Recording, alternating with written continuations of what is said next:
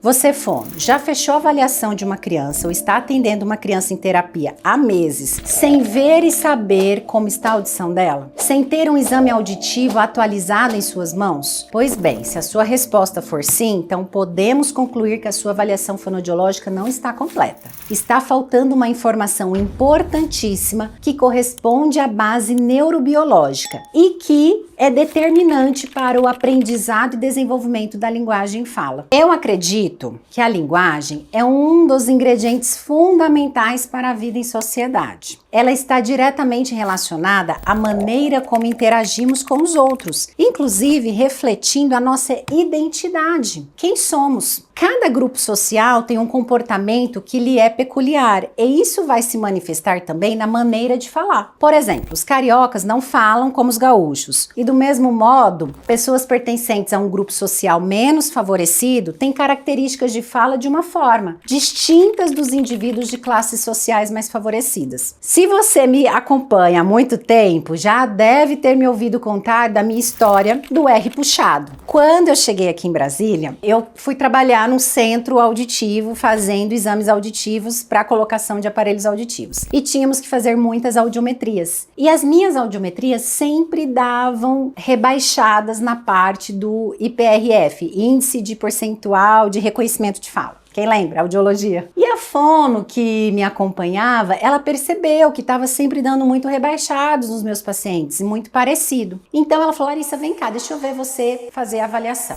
E aí foi eu lá, com o papelzinho, microfone, porta, cor. E ela, tá aqui. Você tá falando, puxando muito R, e isso tá dando distorção para os pacientes. Eles estão errando por conta do jeito que você tá falando. Eu falei, mas eu falo assim. Aí ela, então você vai treinar a mudar.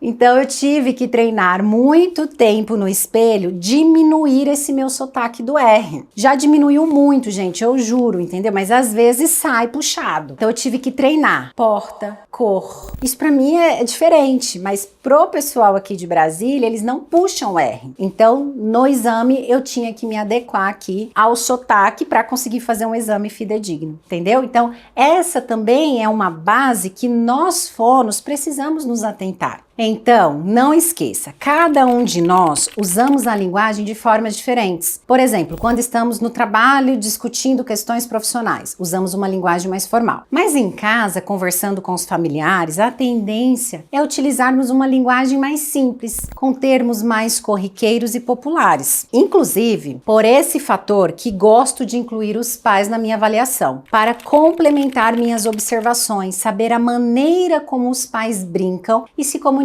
com a criança. Gosto de ir à casa da criança, gosto de incluir os pais na sessão, porque só assim que vamos ver e conseguir analisar de fato como eles se comunicam com a criança. Essa base sociocultural e também motivacional. Só assim que temos de fato informações mais concretas sobre a base sociocultural e a base que contempla a existência da linguagem para a criança, que é a base comunicativa. A base comunicativa fornece os dados que regulam a interação entre os falantes, como a linguagem se manifesta através da comunicação. Existem aspectos provenientes da interação entre os indivíduos que se revelam na estrutura das línguas. É o que chamo de motivação comunicativa. Conhecer o outro para então ser conhecido. Aprender com o outro para então evoluir. Agora, vamos pensar em nossas crianças. Qual tem sido a base comunicativa delas? A motivação para elas se comunicarem e aprender com o outro. Aqui já temos informações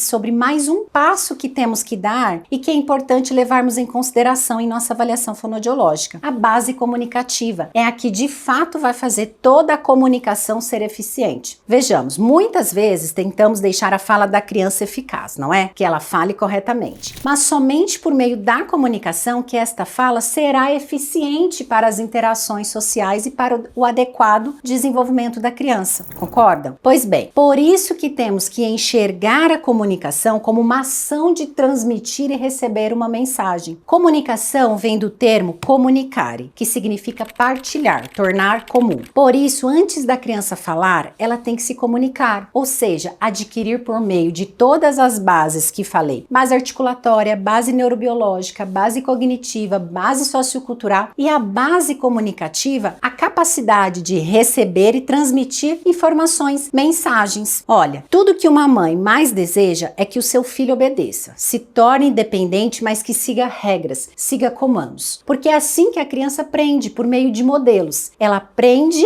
a ouvir, a obedecer e a executar as tarefas que a mãe pede ou que surgem no dia a dia. A criança precisa ser ensinável, não é? Porque senão, como ela vai aprender e aprender de forma correta? Então, o nosso desafio está em encontrar as capacidades que a criança tem para aprender e identificar o porquê e quais são as barreiras que estão impedindo esta criança de aprender a falar e se comunicar adequadamente.